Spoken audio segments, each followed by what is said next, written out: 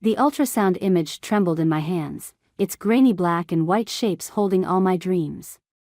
2 heartbeats, mine racing, and somewhere in that fuzzy constellation, my baby's steady rhythm. After 3 years of trying, of temperature charts and disappointments, there it was. Life. I want a divorce. Jason's voice cut through my moment like a blade. I looked up from the image, certain I'd misheard. My husband stood by our bedroom window, his back to me, shoulders rigid beneath his expensive suit. What did you say? You heard me, Fiona. He turned, and I saw nothing of the man I'd married in his eyes. I never wanted this. Any of it. The image crumpled slightly in my grip. Any of what? A baby. A family. This whole domestic fantasy you've been chasing. He gestured vaguely at our bedroom, at the home we'd built together. I played along because it made you happy, but I can't do it anymore. My throat closed up. Played along? For 8 years? Look, I've got a chance at partnership. Real partnership, not just senior associate. I can't be tied down with a kid right now. It's not in my plans. I pressed my hand against my still flat stomach. Our child isn't in your plans? Don't make this harder than it needs to be. He loosened his tie, a nervous habit I'd once found endearing. I've already talked to my lawyer. You can keep the house. I'll pay support, whatever's fair. But I'm done playing house. The room spun slightly. I sat on the edge of our bed, the same bed where we'd made this baby, where he'd held me through failed attempts and crushing disappointments. When what? When did you decide our marriage was just playing house? He checked his watch, impatient. Does it matter? The papers will be ready tomorrow. I'm staying at the Marriott until I find a place. Tomorrow? The word came out as a whisper. You've planned this. Of course I planned it. I'm not an idiot. He grabbed a pre-packed suitcase from the closet, one I hadn't even noticed was there. I knew you'd get emotional about this. Emotional. Like my feelings were an inconvenience, a feminine weakness he had to manage. I smoothed out the ultrasound image, trying to focus on that tiny heartbeat. Who is she? His pause told me everything. That's not important. 8 years of marriage, and you can't even give me the truth? Fine. Her name is Lily. She understands my ambitions. She doesn't need this. He waved at me, at my stomach, at our life together. I stood up, surprising myself with how steady my legs felt. Get out. Fiona. Get out. Each word was a bullet. Your lawyer can call mine. But right now, get out of my house. He grabbed his suitcase, pausing at the door. I never meant to hurt you. I laughed, a harsh sound that scared even me. Yes, you did. You meant to hurt me less, maybe. But you knew exactly what you were doing. After he left, I sat in the silence of our bedroom, my bedroom now, and looked at the ultrasound again. My baby. My child. The tears finally came, but with them came something else, steel in my spine, ice in my veins. It's just us now, little one, I whispered to the image. But I promise you this, you will never doubt that you're wanted. You will never wonder if you're enough. And your father? I took a deep breath. Your father will learn that some games have consequences. I placed the ultrasound on my nightstand and picked up my phone. My parents would be my first call. They'd always warned me about Jason's charm hiding something darker. Then my lawyer. Then my doctor. I had a life to rebuild, and a child to protect. The game wasn't over. It was just beginning. My parents' kitchen smelled exactly as it had when I was a child: cinnamon, coffee, and my mother's endless supply of fresh-baked bread. The familiar scent should have been comforting. Instead, it made my throat tight with unshed tears. He did what? My father's coffee cup hit the table hard enough to splash. That spineless little Thomas. My mother's hand covered his, a gentle restraint. She turned to me, her eyes sharp despite her soft voice. When did this happen, sweetheart? Yesterday. I traced the wood grain of their kitchen table, the same one I'd done my homework on decades ago. He had it all planned out. Lawyer, new apartment, everything. And the baby? Mother's grip tightened on father's hand. Doesn't want anything to do with either of us. The words tasted bitter. He's got his career to think about, apparently. Father pushed back from the table, pacing the kitchen like a caged bear. 8 years. 8 years we welcomed that man into our family, and this is how he. Thomas, please. Mother's voice carried that steel I remembered from childhood arguments. This isn't helping. I pulled out the ultrasound image, already creased from constant handling, and placed it on the table. Mother's breath caught. Oh, darling. She moved to my side, wrapping an arm around my shoulders. Your room is exactly as you left it. I can't stay here. The words came out faster than I intended. I mean, I appreciate it, but. Nonsense. Father stopped pacing. The house is too big for just us anyway. And you'll need help with the baby. I need to stand on my own feet. I straightened my spine, meeting their concerned gazes. Jason's offering to let me keep the house. With the divorce settlement and my savings, I can manage the mortgage. The house? Mother's tone sharpened. The house you both chose? Where you plan to raise your family? Darling, every room will remind you of him. She was right, of course. I'd spent the night staring at the ceiling, remembering every moment, every promise, every lie. Then I'll sell it. Start fresh somewhere else. You don't have to decide everything today. Mother squeezed my shoulder. Stay with us for a while. Clear your head. A knock at the front door interrupted my response. Father went to answer it, his footsteps heavy with purpose. Margaret? His voice carried an odd note. You might want to come here. Mother exchanged a look with me before heading to the door. I followed, curious despite myself. Lily Carter stood on our porch, looking nothing like the polished photos I'd found on social media last night. Her mascara was smeared, her designer clothes rumpled. I'm so sorry, she blurted before anyone could speak. I didn't know, I swear I didn't know he was married when we met. He told me you were separated, that the divorce was almost final. How long? The question came out calmer than I felt. She flinched. 6 months. 6 months. While I was tracking ovulation and praying for a miracle, my husband was. I pressed a hand to my stomach, suddenly nauseated. I found out about the baby from his phone. Lily's voice cracked. He left it unlocked, and I saw the messages from his lawyer. About the divorce, about you being pregnant. I couldn't. I had to. You had to what? Mother's voice could have frozen hell. Tell you I'm sorry. And warn you. Lily glanced over her shoulder nervously. He's not just leaving. He's transferring all his assets. Moving them offshore. He's planning to leave me with nothing. The pieces clicked into place. The house offer, the quick divorce. He's running.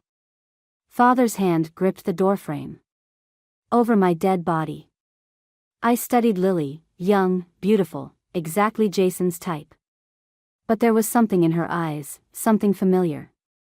The same betrayal I felt burning in my chest. Thank you, I said quietly. For telling me.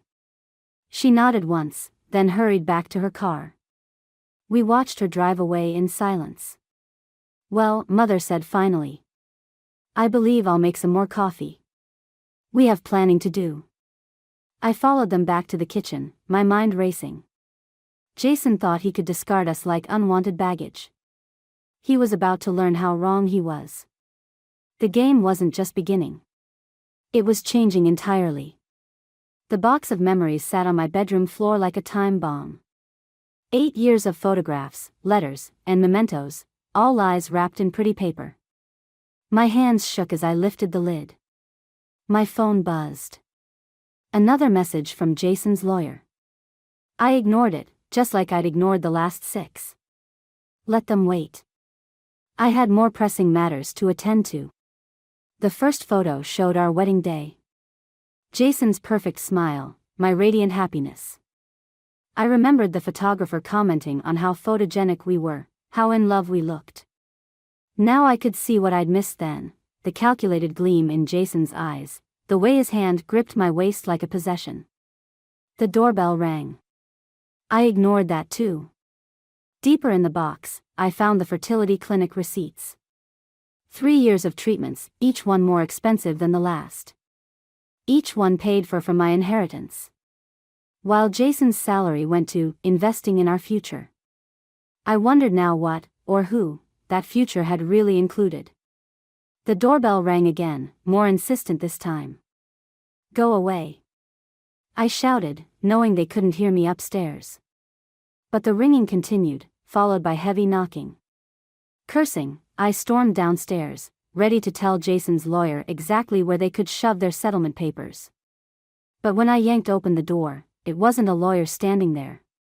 It was Henry Carter. Lily's father. Miss Blake. His police training showed in his stance, in the careful way he assessed me. May I come in? There are things you need to know. I should have said no. Should have shut the door and gone back to my box of lies. Instead, I stepped aside. Henry moved through my house like he was cataloging evidence, his eyes taking in every detail. Lily told me she came to see you. Yesterday. I crossed my arms. She seemed upset. She should be.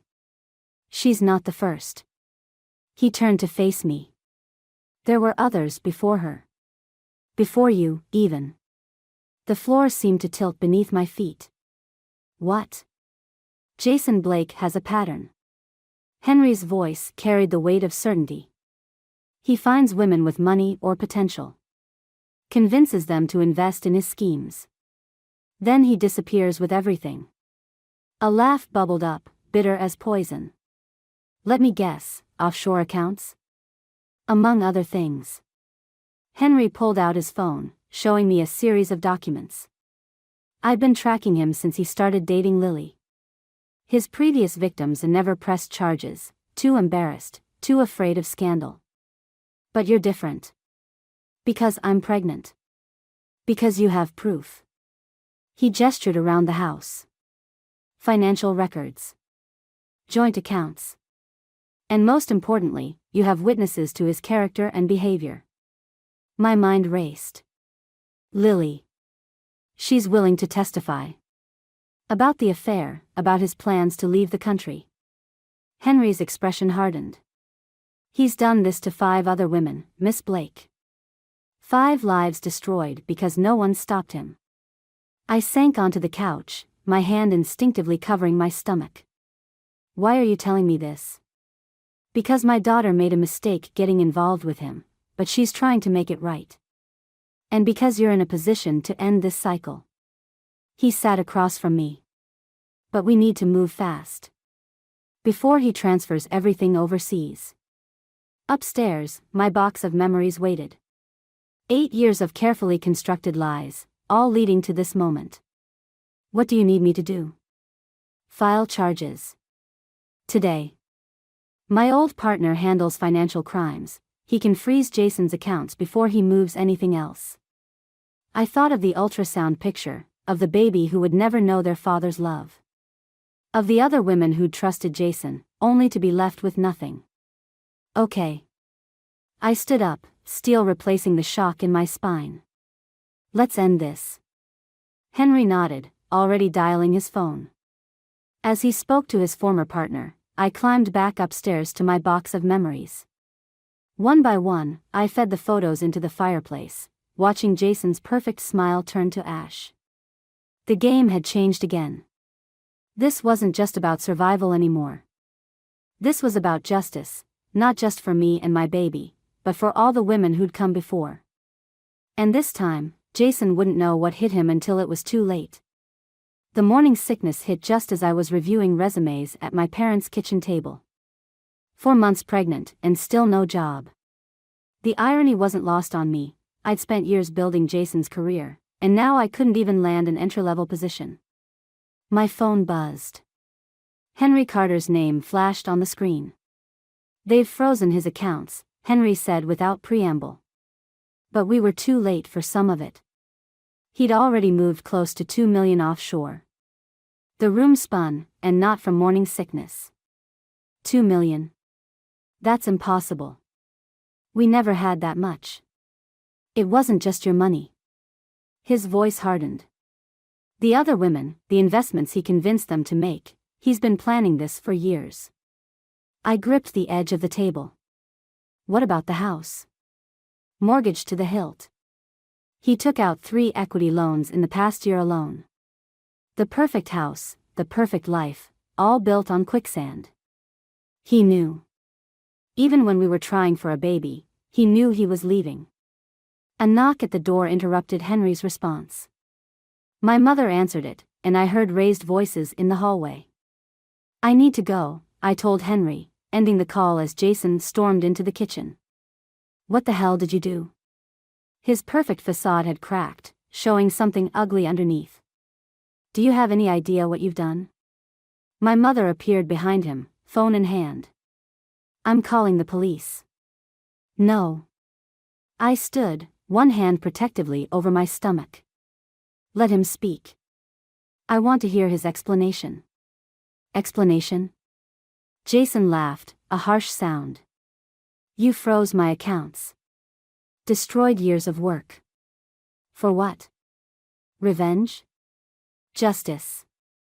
The word tasted sweet. "For every woman you've conned. Every life you've ruined." His expression shifted, becoming the charming mask I'd fallen for years ago. "Sweetheart, you don't understand. Those investments were legitimate. I was building something for us, for our future. Don't." My voice shook. "Don't you dare pretend this was for us. Henry Carter showed me everything." "Henry Carter?" Jason's mask slipped again. "What does Lily's father have to do with this?" "He's a retired detective.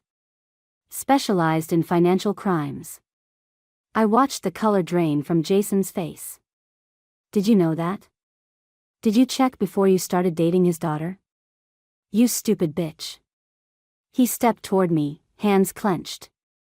"You have no idea what you've done." My mother moved between us.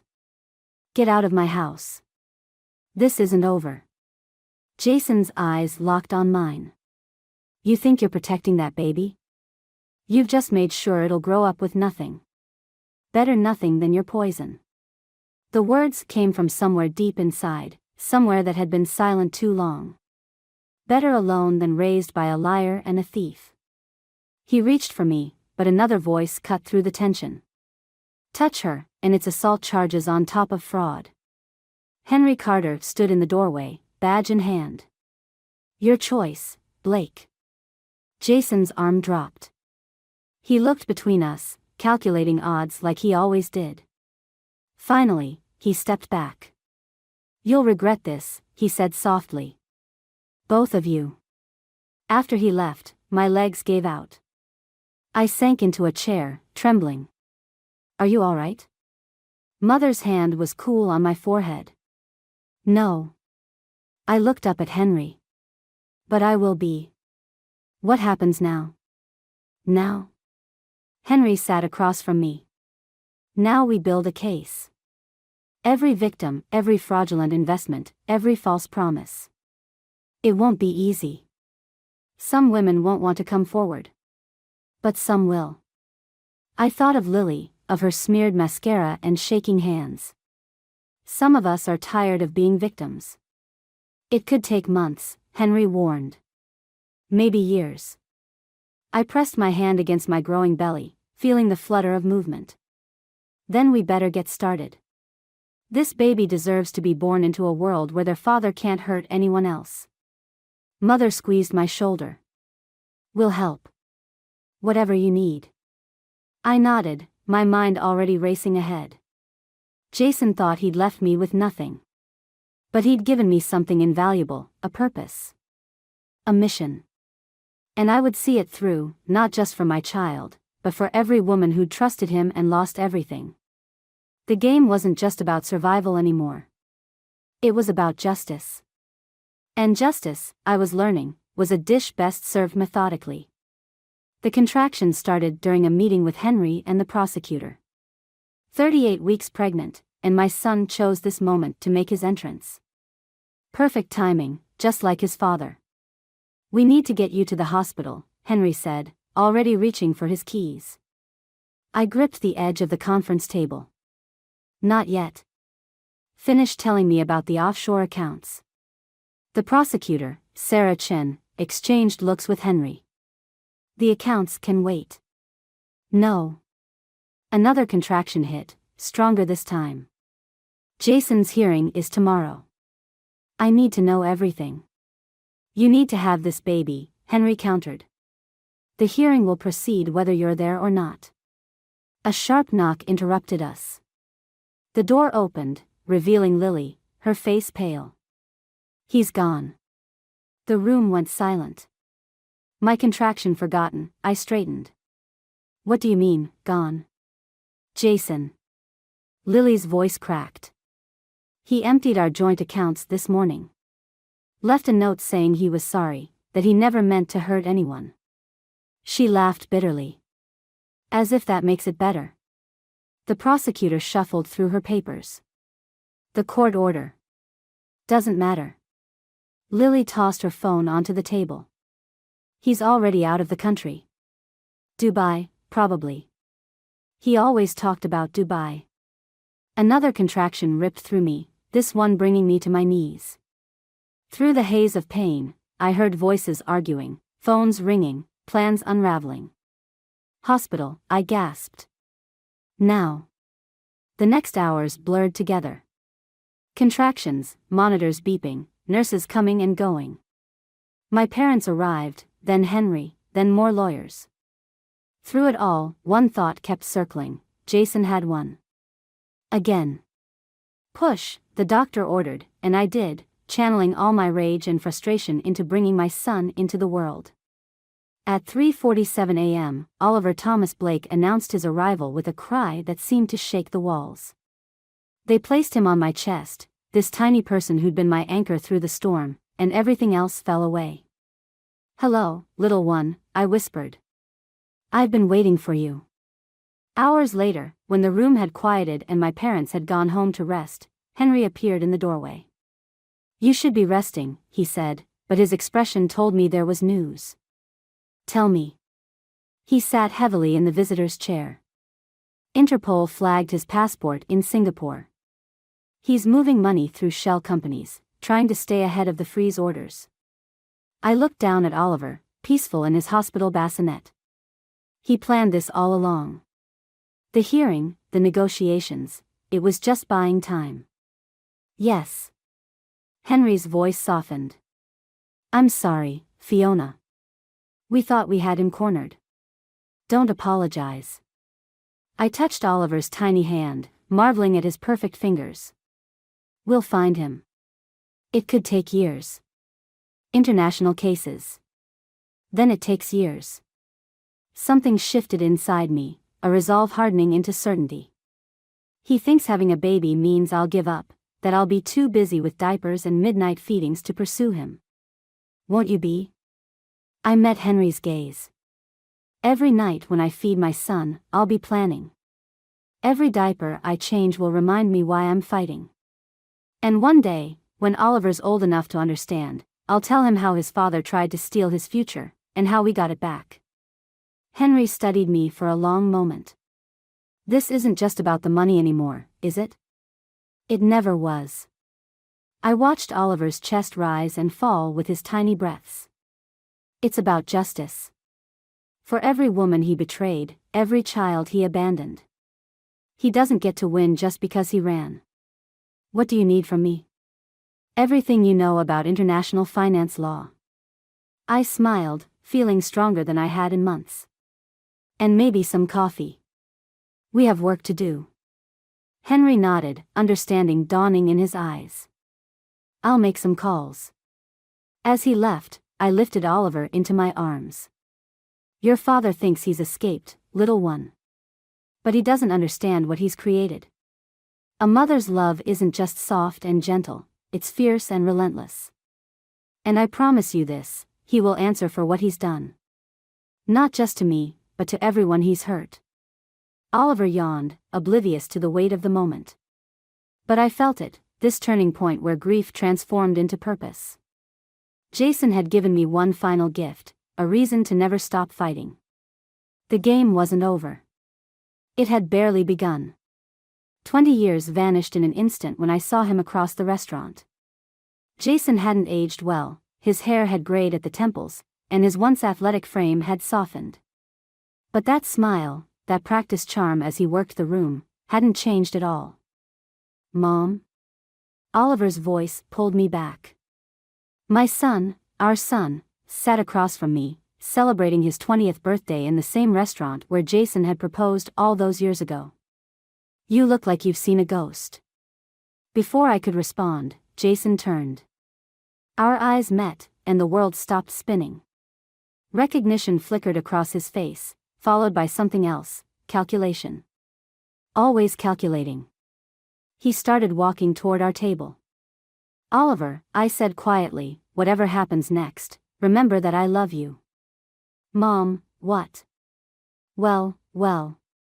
Jason's voice was exactly as I remembered. Fiona Blake. You look comfortable. I felt Oliver tense beside me.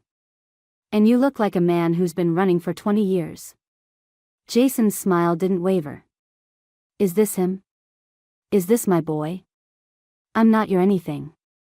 Oliver's voice carried the same steel I'd heard in my own all those years ago. And this is a private dinner. Can't a father want to know his son? Jason pulled up a chair uninvited. We have so much to catch up on. Like the 2 million you stole? I kept my voice steady. Or the other families you destroyed? His expression hardened. Still bitter, Fiona? After all these years? Not bitter. I met his gaze. Just patient. Understanding dawned in his eyes. He glanced around the restaurant, probably noting the exits. You knew I'd be here. This restaurant's new owner is an interesting woman. I smiled. Lily sends her regards. Jason's charm cracked. You've been tracking me. For 20 years. Oliver's voice was cold. Every shell company, every false identity. Did you really think Mom would just give up? Henry Carter's been teaching him well, I added. He has quite a talent for financial forensics. Jason stood abruptly, but 2 men in suits appeared at his shoulders. Sir, one said quietly, please come with us. You can't prove anything. Jason's voice shook slightly. It's been too long. The statute of limitations doesn't apply to ongoing fraud. Oliver stood, and I saw Jason register how tall his son had grown, how confident he was. Which you've been committing across 3 continents. Did you think Dubai would protect you forever? This is what you taught him? Jason spat at me. To betray his own father? No. I stood too, feeling stronger than I had in years. I taught him about justice. About consequences. About being a man who keeps his promises. Mom taught me everything you didn't. Oliver's words cut like knives. Including how to wait for the right moment. The agents led Jason away, his protests fading into the murmur of the restaurant. I sank back into my chair, 20 years of tension draining away. Are you okay? Oliver touched my hand. I thought I'd feel different. I watched through the window as they put Jason in a car. More satisfied, maybe. Or vindicated. What do you feel? Tired. I turned back to my son, my brilliant, compassionate son who'd grown up without a father but never without love. And a little sad. For him, mostly. He never knew what he gave up. His choice. Oliver squeezed my hand. Not yours. My phone buzzed, a message from Henry. More of Jason's victims were coming forward, encouraged by his arrest. The house of cards was finally falling. Happy birthday, sweetheart. I managed a smile. I'm sorry it turned out like this. Don't be. Oliver's expression was serious. This was the best gift you could have given me. Not revenge, justice. For all of us. I watched my son, so different from his father, so much more than I'd ever dreamed possible, and felt the weight of 2 decades begin to lift. Jason was finally facing consequences, but that wasn't what mattered most. What mattered was sitting across from me, strong and whole despite everything. The game was ending, but something else was beginning. Something that felt a lot like freedom. Let's order dessert, I said. We have a lot to celebrate. The prison visiting room smelled of disinfectant and desperation. Jason sat across from me, his orange jumpsuit a jarring contrast to the designer suits he'd once worn. 3 weeks in custody had stripped away his polish, leaving something raw and unfamiliar beneath. You're my last hope, Fiona. His voice cracked. They're talking 20 years. 20 years of my life, gone. Like the 20 years you stole from others? I kept my voice neutral, watching his hands fidget on the table. I can make it right. He leaned forward, that old charm struggling to surface. I know where the money is. All of it. Help me make a deal, and everyone gets paid back. Everyone except Oliver. He flinched. I never meant. To get caught? I finished. Or to have your son help bring you down. He's my son too. Anger flashed across his face. You turned him against me. No, Jason. You did that yourself. I pulled out a folder, copies of documents Lily had gathered over years. Just like you did with every other family you destroyed. His eyes fixed on the folder. Lily gave you those? She's been collecting evidence since before your wedding. Smart woman. I smiled slightly. She learned from your previous wives. Previous, understanding dawned in his eyes. Sarah Chen. The prosecutor. Your second wife. Though you never actually divorced her before marrying Lily, did you? I laid out photos, Jason with different women, different names. Different lives. Henry helped us find them all. 7 marriages, Jason. 7 families. It wasn't personal. Sweat beaded on his forehead. It was business. Investment opportunities. Tell that to the children. I pushed forward another photo, a group shot of kids ranging from teenagers to toddlers.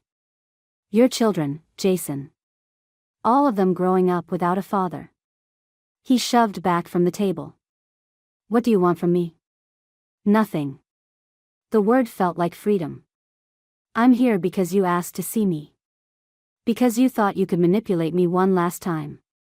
Then why come? His mask cracked completely, showing genuine confusion. To show you what you threw away.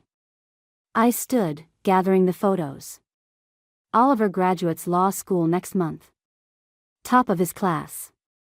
He's already been offered a position with the Financial Crimes Unit. Following in Henry's footsteps. Jason sneered. Playing hero? Being the man you never were. I met his gaze. The other kids? They're thriving too. Sarah's daughter is a doctor. Amanda's twins just started college. They all grew up strong, Jason. Not because of you, but because of the mothers who loved them enough to stay. Is that supposed to make me feel guilty? No. I headed for the door, then paused. It's supposed to make you understand what real wealth is. And why you'll always be poor. Fiona. His voice stopped me. I did love you. In the beginning. I turned back one last time. No, Jason. You loved what I could give you. There's a difference. What happens now? Now? I thought of Oliver, of the family we'd built without Jason. Now you face justice. Not just legal justice, but the kind that comes from knowing your son chose to be everything you're not. He'll regret it. Jason's final attempt at control. One day, he'll understand why I did what I did. No. I smiled, feeling decades of weight lift from my shoulders. He already understands. That's why he helped stop you. As I left the prison, my phone buzzed. A message from Oliver: Mom, dinner at Grandma and Grandpa's tonight. Henry and Lily are coming too. Family meeting about the foundation. The foundation, Oliver's idea to help families affected by financial fraud. Born from our pain, but growing into something beautiful. Something healing. I texted back, on my way. Love you. The game was truly over now. Jason would spend years in prison, but we'd spend them building something he could never understand, a legacy of justice, compassion, and unbreakable family bonds. Sometimes the best revenge isn't revenge at all. It's living well, loving deeply, and letting go of the ghosts that once haunted us. I got in my car and headed home, toward the family that had chosen to stay, to fight, to love. Toward the future we'd built from the ashes of Jason's betrayal. And I didn't look back once. My parents' backyard glowed with string lights, the summer evening perfect for celebrating Oliver's law school graduation. The faces around the table had changed over the years. Henry's hair had gone completely white, Lily had found peace in her new life. And my parents moved a bit slower, but the love remained constant. Oliver stood at the head of the table, champagne glass in hand. The Blake Carter Foundation helped its 100th family this week. Applause rippled through our gathering. I watched my son, so tall, so sure of himself, and saw echoes of the baby I'd once promised to protect. But that's not why I called everyone together tonight. He reached into his pocket, producing an envelope. This came from the prison today. The air stilled. Henry leaned forward. Jason? He's dying. Oliver's voice stayed steady. Cancer. He wants to make amends, tell the truth about everything. After all this time? Lily's hand trembled as she reached for her water glass. He claims he has records of other victims we never found. Oliver met my eyes. He'll only talk to me. The old anger stirred, but it felt distant now, like thunder from a storm that had long passed. What are you thinking? I'm thinking about that first family we helped. Oliver sat beside me. Remember? The mother with 3 kids, living in her car after her husband emptied their accounts? I nodded. How could I forget? She'd reminded me so much of myself. We gave her justice, but more importantly, we gave her hope. He spread the foundation's latest reports across the table. Every person we've helped is another chain broken, another cycle ended. And now Jason wants to help break more chains? Henry's skepticism was clear. I don't think he wants to help anyone.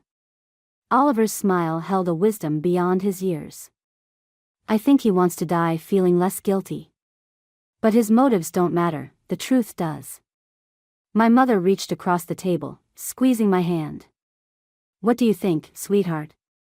I looked around at my family, not bound by blood or law, but by choice and love. At Henry, who'd taught Oliver to fight injustice with intelligence rather than anger. At Lily, who'd turned her pain into purpose. At my parents, whose unwavering support had given me strength when I had none. I think, I said slowly, that revenge was never the point. Justice was never about punishing Jason, it was about helping others heal. Oliver nodded. That's why I'm going to see him. Not for him, but for the families who still need answers. We'll go with you, Henry said, and Lily nodded in agreement. No. Oliver's voice was gentle but firm. I need to do this alone. Mom taught me that strength isn't about carrying burdens alone, but sometimes we have to face our ghosts by ourselves. I touched the empty chair beside me, the one we'd started leaving empty at family gatherings, not for Jason, but as a reminder of why we did this work. Your father gave us an unexpected gift, Oliver. He showed us what family isn't, so we could build what it should be. To family, my father raised his glass, in all its forms. As glasses clinked and conversation resumed, Oliver pulled me aside. Are you really okay with this, Mom? I looked at my son, this remarkable man who'd taken our pain and transformed it into purpose. I'm more than okay. I'm proud. Not because you're facing Jason, but because you're doing it for the right reasons. I learned from the best. He hugged me, and for a moment I felt the echo of that tiny baby I'd once promised to protect. The string lights swayed in the evening breeze, casting shifting shadows across our gathering. Tomorrow would bring new challenges, new stories of betrayal to unravel, new families to help. But tonight, in this garden filled with love and laughter, I finally understood, sometimes the greatest victory isn't in winning the game, but in changing its rules entirely. And we had done exactly that.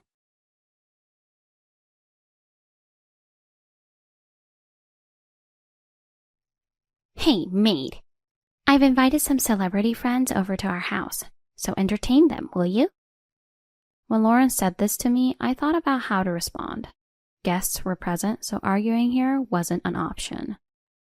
Thinking that, I remained calm, and Lauren stood there with her mouth wide open. She probably thought I would retort with a complaint or two. Ignoring that, I carried the prepared meal to the living room. Ladies and gentlemen, welcome. I am Alyssa Morgan, the maid. I said this with a smile as I entered, but I was surprised by the faces of the celebrities around. It wasn't just me who was surprised. Seeing me, the celebrities started murmuring among themselves. Then one of them questioned Lauren. How come this lady is here? I can't believe she's a maid. What does this mean, Lauren?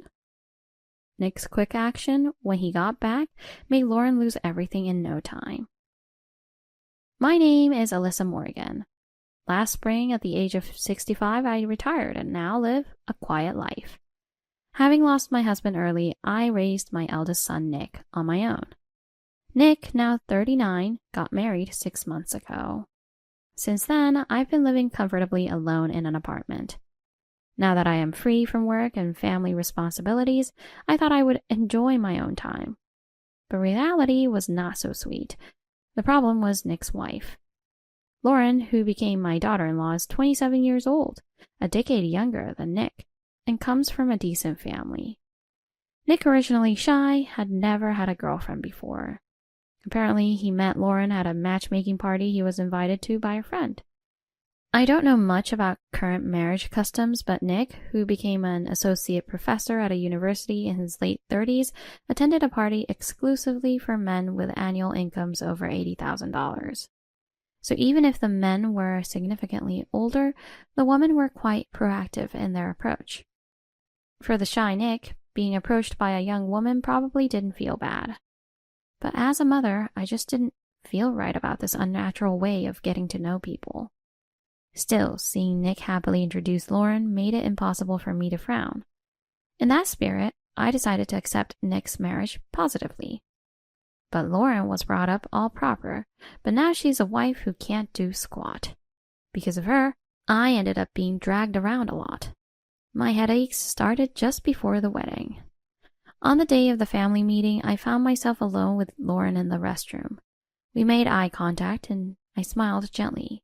However, Lauren smirked maliciously. What do you think about my parents? Yes, they're very nice folks indeed. I answered calmly, but Lauren replied with a look that said, That's not what I meant. My parents run a company, so they are of a different class. They will also pay for the house we will live in as a couple, and it will be in the most upscale residential area around here. Lauren said proudly in a ladylike tone. I knew from Nick that Lauren's parents would build them a new house. Still, I didn't feel good about Lauren looking down on me. I also replied, unable to resist. It seems so. I will also help financially as much as I can. Then Lauren snorted and smirked again. You don't have to pressure yourself. Since you're not working, you don't really have that flexibility, right? Lauren always had a way of saying things that got under my skin. I was about to respond, but Lauren left the restroom and started sweet-talking to Nick, who was waiting outside. Nick also smiled happily.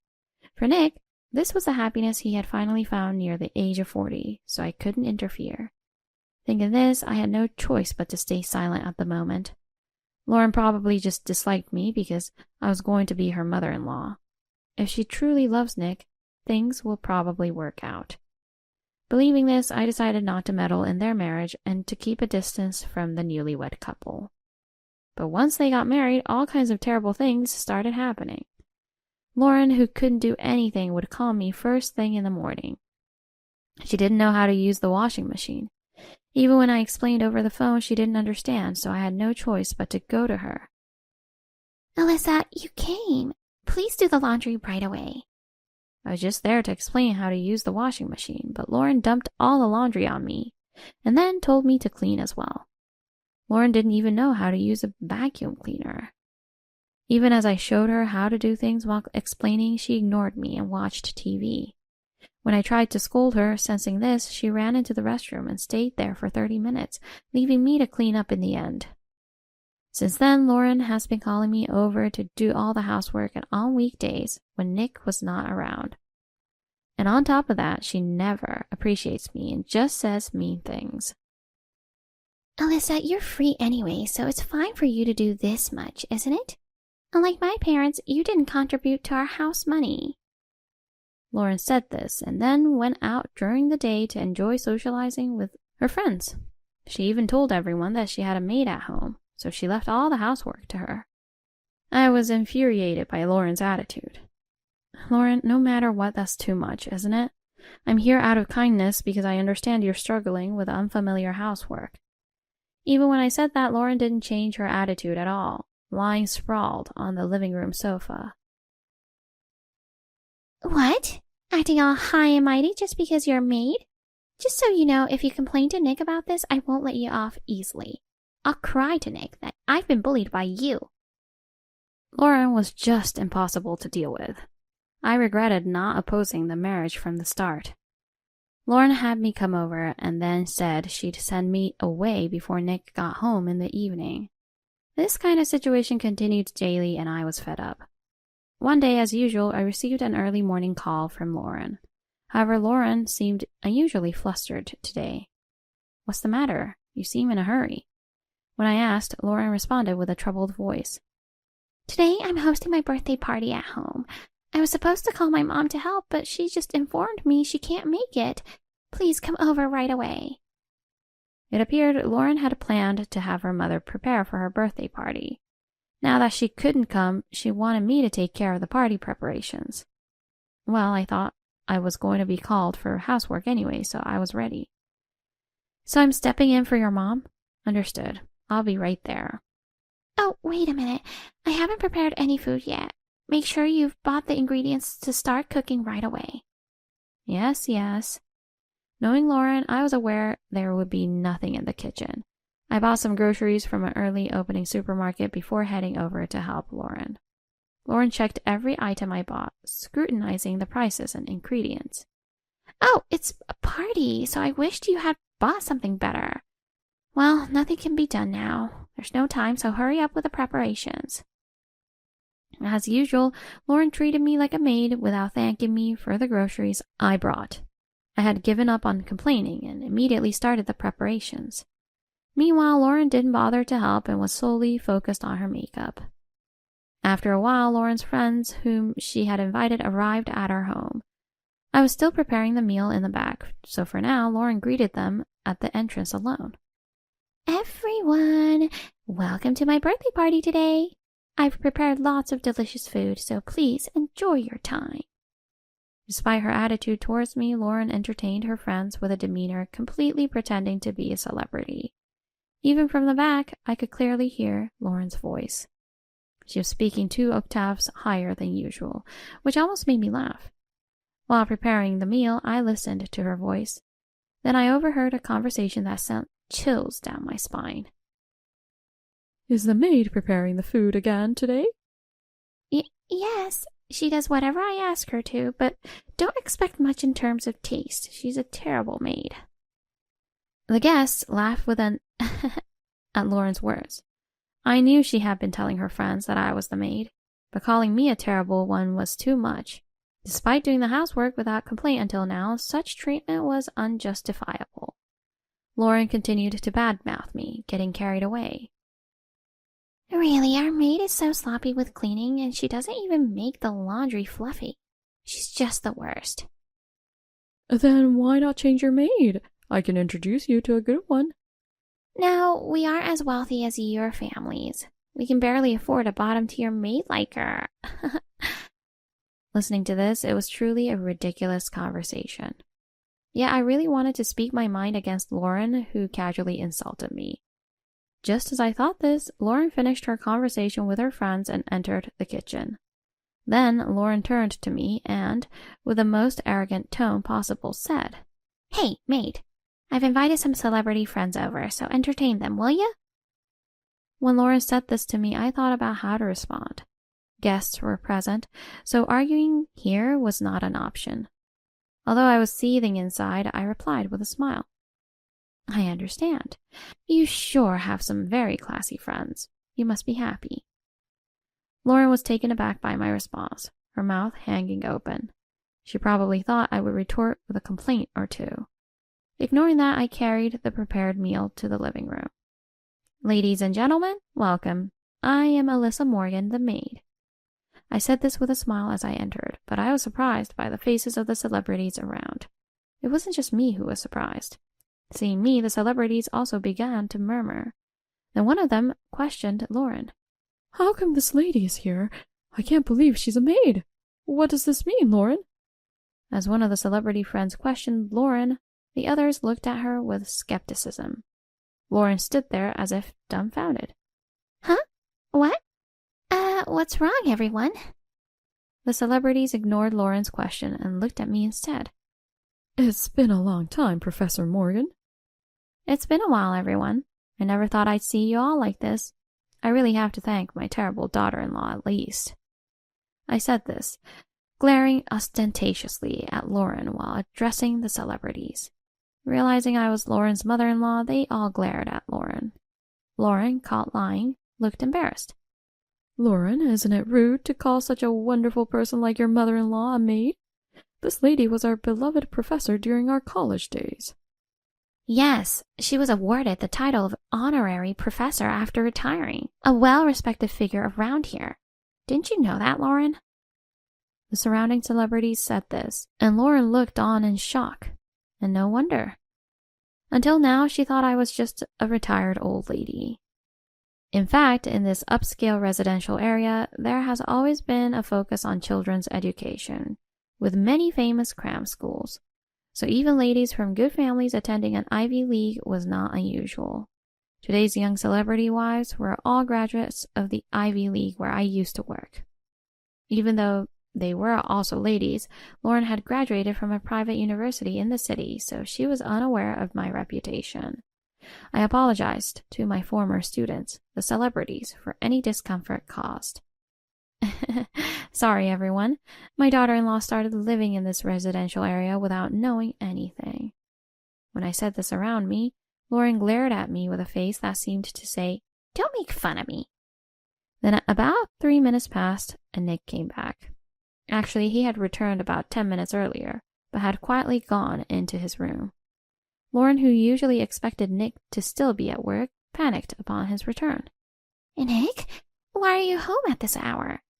As Lauren fumbled her words, Nick answered calmly. Today is your first birthday since we got married, so I came home early. But it seemed like not the right time to speak up, so I waited in the room for about 10 minutes. You should have told me earlier that you were coming back early, Lauren said, sweating. Nick probably intended to surprise her by coming home early. However, given the conversation he overheard, it's no wonder he didn't feel like coming out.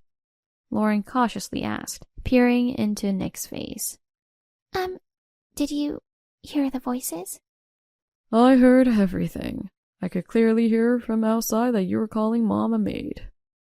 Lauren's face turned pale at Nick's words. Then she turned to me, sounding almost like she was about to cry. Did you know Nick was back? Why didn't you tell me? Lauren looked at me with pleading eyes, as if she wanted me to somehow cover for her. However, no matter how much she pleaded, I couldn't feel like helping her. Well, I'm not sure. I thought I heard something at the front door while I was preparing the food, but I was so busy I didn't notice. I said that, but the truth was I clearly knew that Nick had come home. Nick had entered the front door just as Lauren was in the middle of bad-mouthing me. That's why I looked at Nick and signaled him with my index finger to shh. That made Nick quietly enter the bedroom without Lauren noticing. I wonder how Nick felt, listening alone to the whole thing about me in his room. I was worried about how he was taking it, but it seemed he was indeed shocked. Nick said to Lauren with a sad expression, Lauren, I knew that Mom came to our house every day to do housework. I recognized Mom's cooking, the way she folded the laundry, and how she cleaned. Lauren looked uncomfortable and apologized. She probably felt it was too late to make excuses. Nick continued speaking. But I'm not angry that you asked Mom to do housework. I believed you were getting along well with her. And yet, what is this?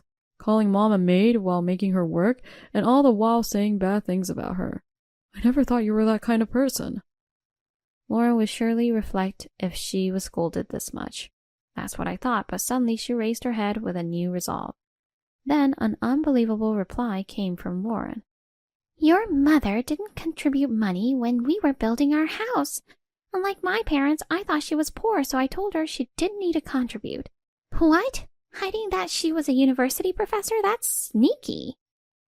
Lauren blamed me even now. Feeling the need to clearly deny it, I raised my voice. No, I wasn't hiding it. That's right. When I introduced her to you, Lauren, Mom had already retired, so I thought there was no need to talk about her past job. Saying she was a university professor might sound like bragging, right? Nick and I explained this. However, Lauren was not satisfied and wouldn't back down. I don't want to hear such excuses. It's like I was the fool for not knowing. If I had known, I wouldn't have called her a maid. Lauren claimed she was humiliated because she didn't know. She had decided I was poor from the beginning and treated me like her servant without basis. It seems she didn't reflect at all on what Nick had said earlier. Finally, Nick's patience ran out and he raised his voice. Lauren, what does it matter if Mom wasn't a university professor? A woman who judges people by her own standards is no longer my wife. We're getting a divorce. Please leave right away. At the word divorce, Lauren flinched for a moment but quickly responded defiantly. Fine, but remember this house was built by my parents, so you should be the one to leave. With that, Lauren slammed the front door and left the scene. She probably went back to her parents' house to complain. Oh, wait. The money for this house was... Nick tried to call out to Lauren as she left, but it was too late. It's okay, Nick. She'll understand soon enough. With that, Nick calmed down and said, Well, yeah. Anyway, the divorce was now inevitable, and Lauren would lose everything. It wouldn't take long for her to realize that. More importantly, I was concerned about my former students who had come. The sudden incident had caused a stir among them. Everyone, I'm truly sorry this happened when you all came today. No, please don't worry about us. But what a terrible daughter-in-law. Yes, it's absolutely right to get a divorce. What was supposed to be Lauren's birthday party had turned into a celebration of my reunion with my former students, who had become celebrity wives. So I took the opportunity to ask how Lauren usually spent her time with these glamorous friends. According to them, Lauren was indeed an outsider among the group. Lauren couldn't keep up with their conversations, but still tried to blend in by clinging to everyone. Everyone said they couldn't stand how I, their mentor, had been exploited by Lauren. Thus, they not only supported the divorce, but also wanted to give Lauren a piece of their mind. Everyone, I appreciate your feelings, but that's no longer necessary. Lauren will soon understand that much worse treatment awaits her. After saying this to everyone, I enjoyed conversations with my former students over the dinner I had prepared until the evening. Just when I was thinking about wrapping things up, Lauren came back crying. She must be shocked after learning all the facts. Why did this happen?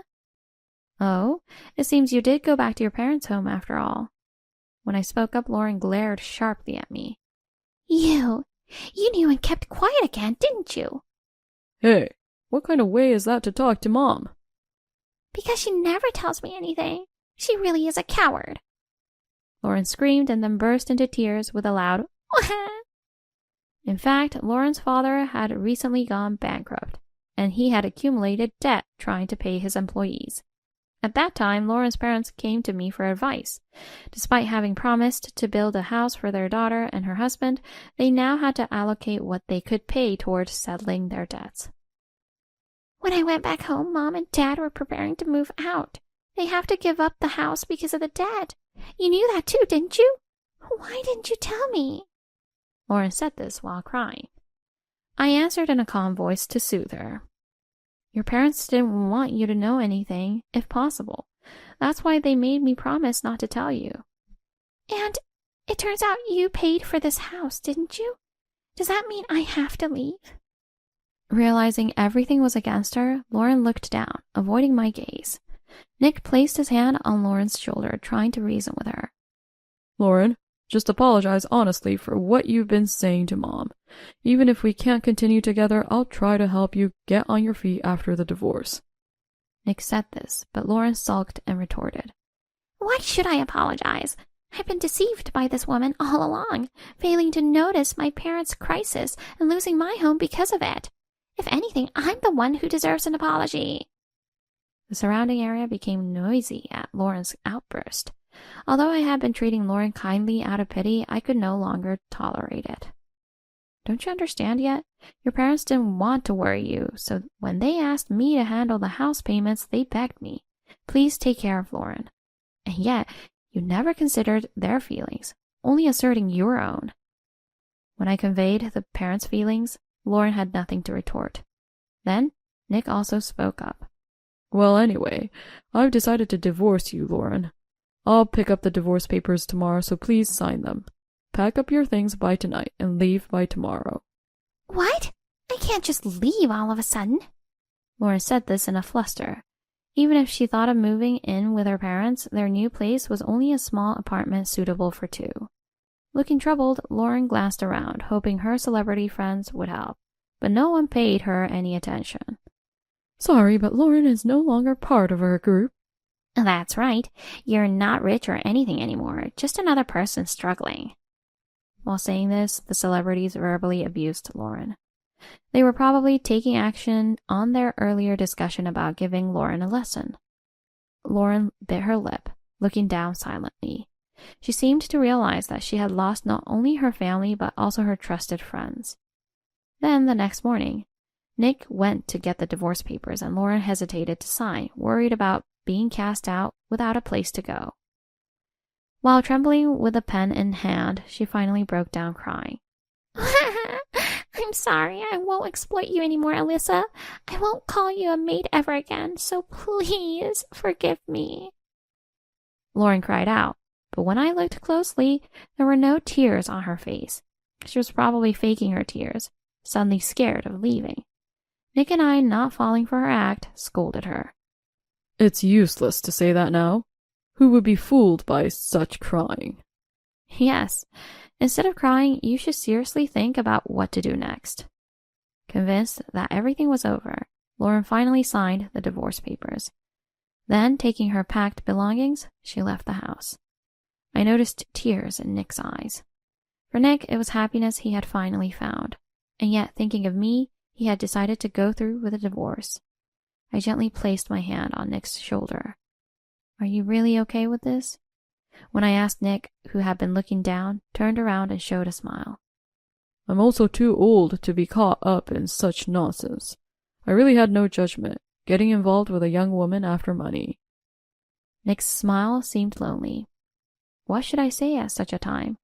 Nick had always been a dutiful son. Maybe that's why he made such a sacrifice this time. Nick, thank you. You're not pitiful at all. You're kind and willing to sacrifice yourself for others.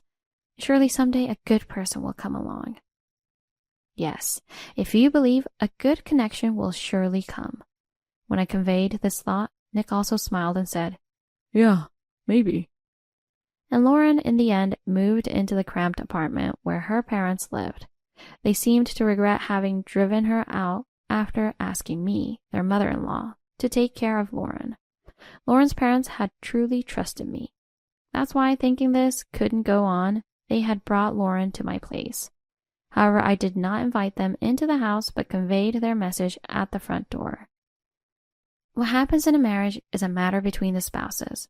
Nick is currently trying hard to move forward positively, so isn't it best for the parents not to interfere in their divorce? The parents nodded in agreement to my opinion and said, yes, yes. Lauren showed an attitude towards her parents saying, See, I told you it was pointless to come.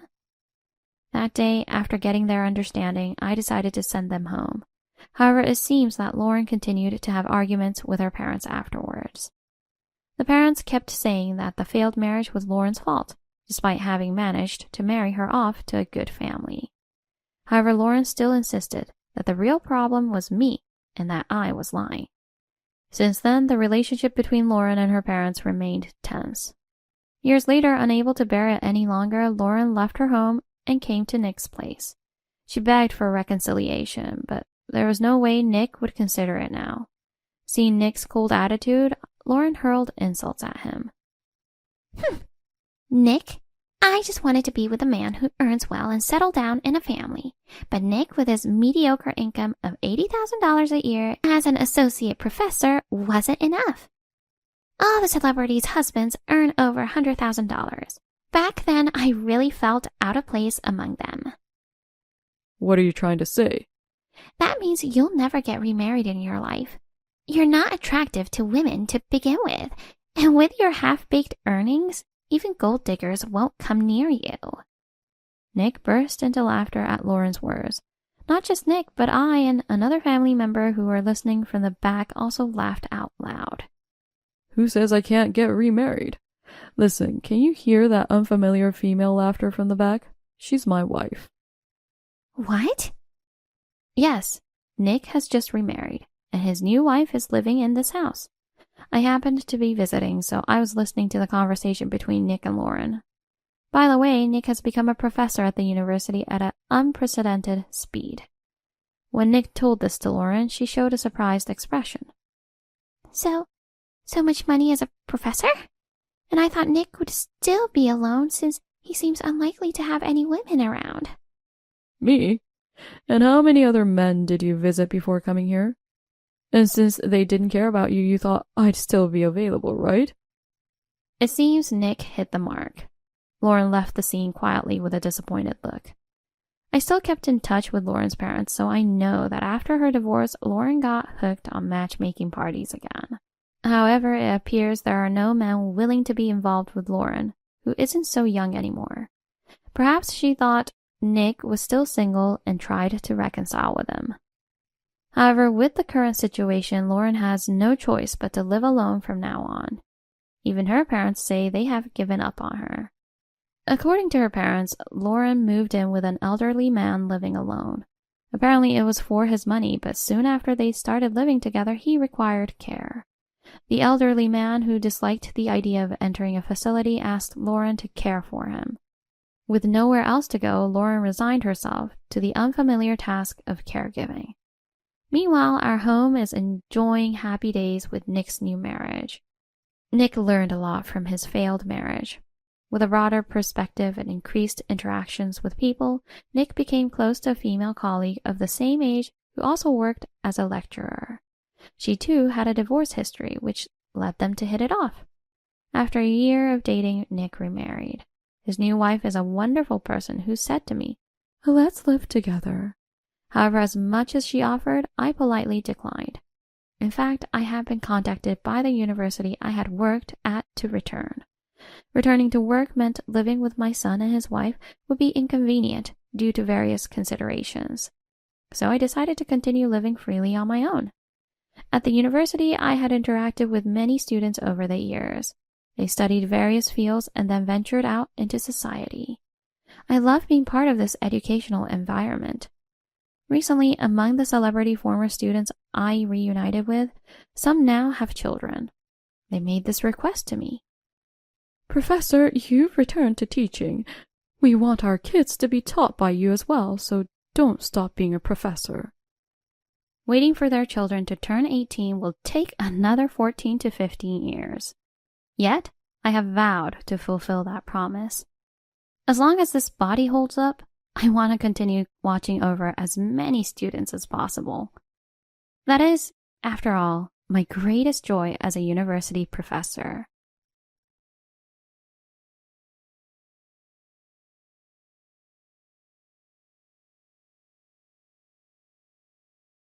We'll live together for you.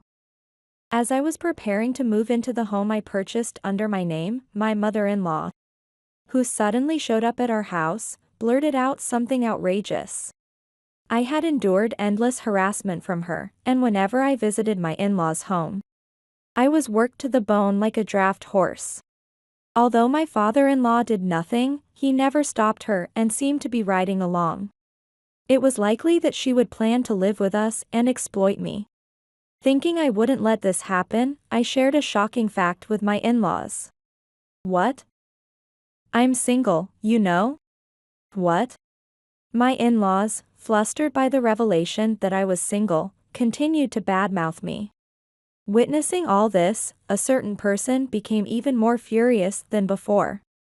I am Vanessa, 33 years old, working as a regular employee at a major company. My husband, Justin, works at the same company, and we have been married for 2 years. We met at a company drinking party, and it seems he fell in love with me at first sight. Justin asked around at the company intensely to find out which department I was in and approached me aggressively. Initially, I wondered what kind of person he was. But seeing him come to see me daily and inviting me out for meals made me feel assured. And possibly happy to be with someone who pursued me so persistently, so I accepted his feelings. After about 2 years of dating, we got married. We seemed to have started a happy married life.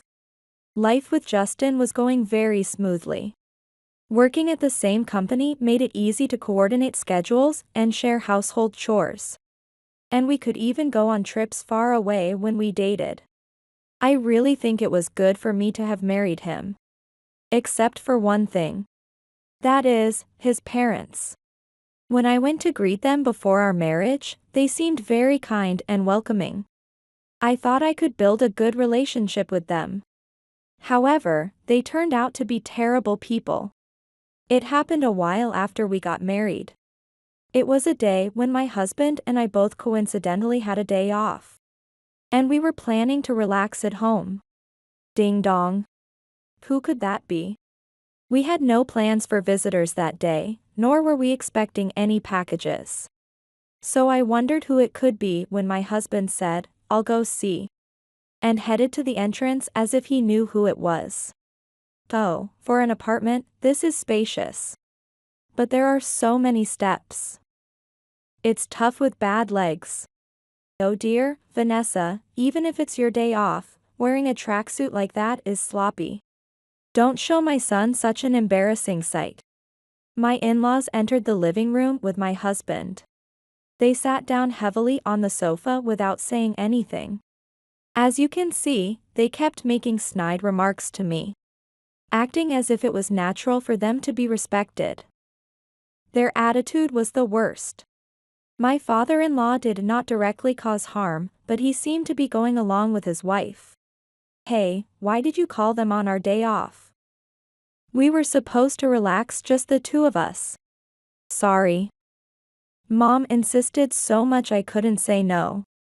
That's fine, but why didn't you tell me? I had received various harassments from my mother-in-law before. I had consulted with my husband each time. So he knew that I was not getting along well with my in-laws. However, maybe because he felt obliged to be filial as an only child, he rarely admonished them. Really, can't modern daughters-in-law even serve a cup of coffee? While my husband and I were whispering, she loudly implied that I should serve coffee. Even though they came unexpectedly and I was bewildered, they really were shameless people. Excuse me, I'll prepare it right away. You should have prepared this before we arrived, you know. Ignoring her sarcasm, I hurriedly started preparing coffee in the kitchen. They stayed at my home until the evening. As a result, I ended up having to prepare lunch for them as well. Our day off was ruined, but this was just one of many unpleasant episodes regarding my in-laws. One day. Hey, Vanessa. What? Mom's planning to have a tea party next weekend with some neighbors and relatives. And she wants us to come too. Honestly, I didn't want to go. It was clear that if I went, I would be made to help out and be exploited. However, I knew I would be criticized later if I didn't go. I thought it would be better to help out than to be criticized, and reluctantly agreed to participate. It would have been better if my husband had just refused, but I knew it was futile to say anything. On the day of the tea party, we were called in earlier than the start time. Hello. You're late. It's common sense to come 20 minutes earlier. Come on, Mom, the roads were busy. Give her a break. Well, all right. Take it easy, Justin. Now, Vanessa, hurry up and get started. While my husband was treated gently, my mother-in-law was very harsh on me. As I had predicted, I ended up preparing all the snacks for the tea party by myself. I was used to cooking, so it wasn't that I couldn't make them. But the number she demanded was so unreasonable that it took a long time. During this, my mother-in-law did nothing but watch TV the whole time. Mother, I've finished making the snacks. Really, Vanessa, you're hopeless. What? It's just making some sweets, yet it's taking so long. Too slow.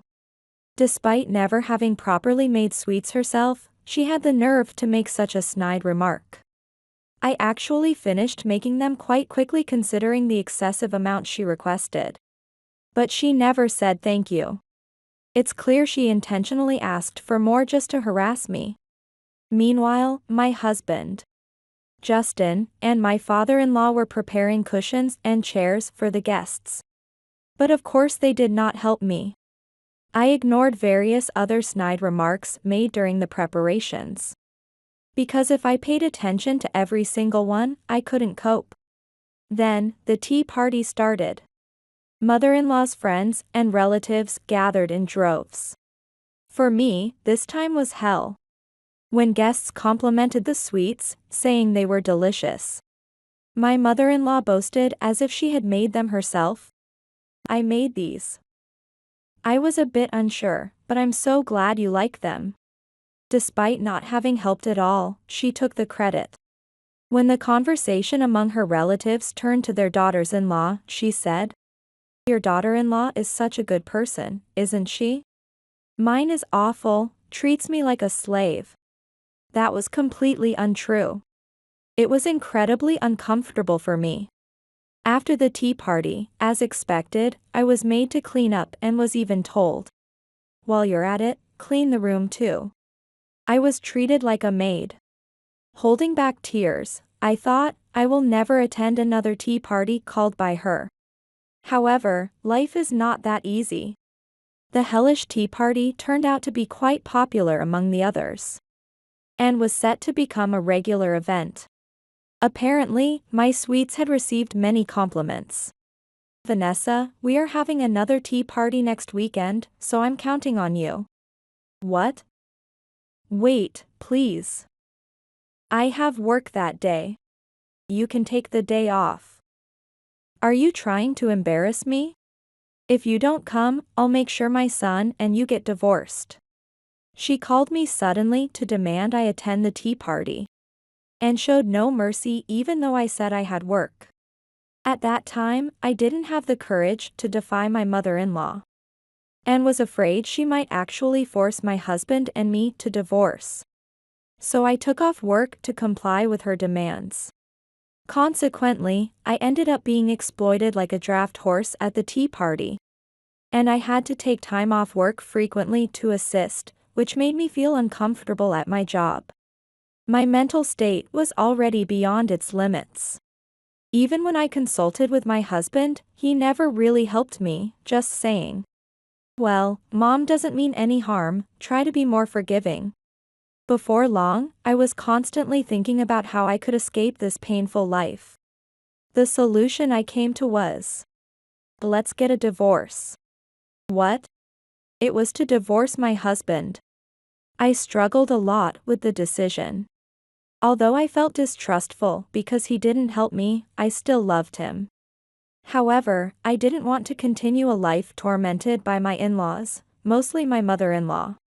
If we divorced, my husband and I would become practically strangers. So I wouldn't need to deal with his parents anymore. The issue was whether my husband would agree to the divorce. No, I don't want a divorce. What's gotten into you all of a sudden? I just don't want to deal with your mother anymore. You know what our relationship is like, right? I know, but divorce? I love you, Vanessa, and I want to be with you forever. I feel the same way. But I can't take it anymore. So, let's divorce formally and live separately, but we can keep in touch and continue our relationship. How about that? Reluctantly, my husband agreed. Thus, we ended up divorcing due to my mother-in-law's malicious behavior. Life after the divorce was truly comfortable. The fact that I had submitted the divorce papers gave me a push. And I changed my mobile phone model and number. So I no longer received annoying calls from my mother-in-law. I lived in a different apartment from the one where my husband remained. And since then, my in-laws stopped visiting unexpectedly. I was living a comfortable life without them, but something was still missing. It was my married life with my husband. Although we divorced, we both still loved each other, and I wasn't satisfied living separately. So, I came up with a plan. It was risky and could result in significant losses, but I decided to go for it. As a preliminary step, I immersed myself in work like never before. Before the divorce, I often had to miss work due to those hellish tea parties. But after explaining the situation to my colleagues and committing myself again, I regained their trust. And finally, I've saved enough. I had managed to save as much as $500,000. Saving money had been my hobby since university, and my dream was to buy my own home. After years of diligent saving, I had finally reached my goal of $500,000. With this amount, I could buy a somewhat fancy house. I immediately contacted my husband to discuss buying a home. A home? But buying a house costs a lot of money. Where will you get it? Don't worry about that. I've saved up enough. How about we go see some model homes on our next day off? Thus, we set a date to visit model homes. He was surprised but grateful that I had saved so much money. And I felt glad that I had worked so hard to save. By the way, let's not tell your parents about buying a house just yet. I'll let them know when the time is right. Got it. If we tell them now, who knows what they'll do.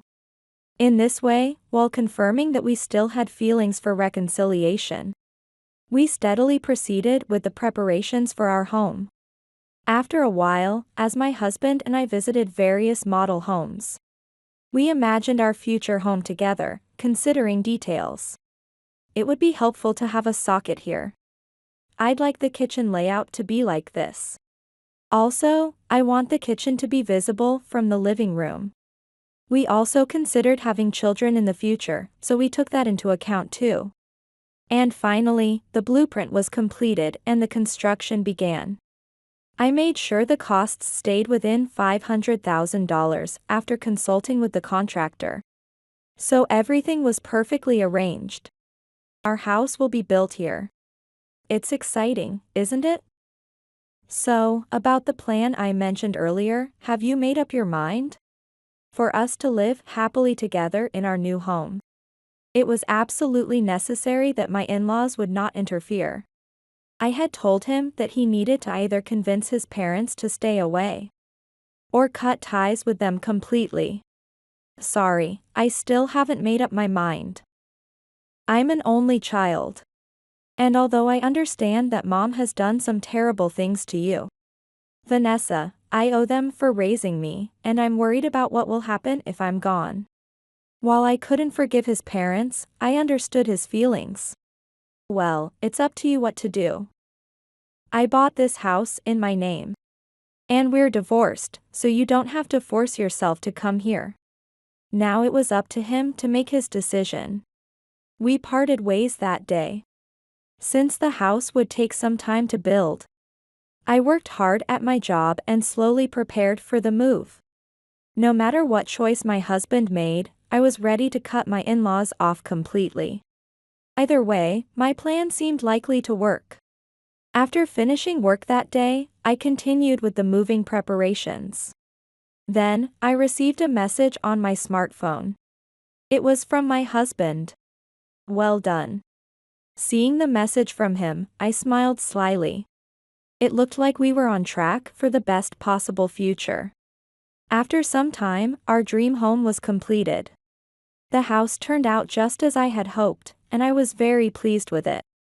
Seeing the completed home, I realized once again what a major purchase I had made. But just because the house was finished, it didn't mean I was satisfied. The real battle was just beginning. Since I had been preparing to move before the house was completed, I had the movers smoothly transfer all my belongings to the new home. After moving, I went to the apartment where my husband was now living alone. Sitting at the dining table in the living room, I heard noises from the entrance. Finally, the day had come. My husband had brought his parents. It's been a while since I've been here. Why haven't you invited us over sooner?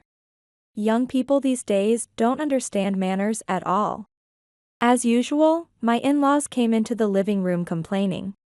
And upon seeing me, Vanessa, I heard you were on a long business trip, but here you are. Why didn't you tell us sooner? I'm sorry about that.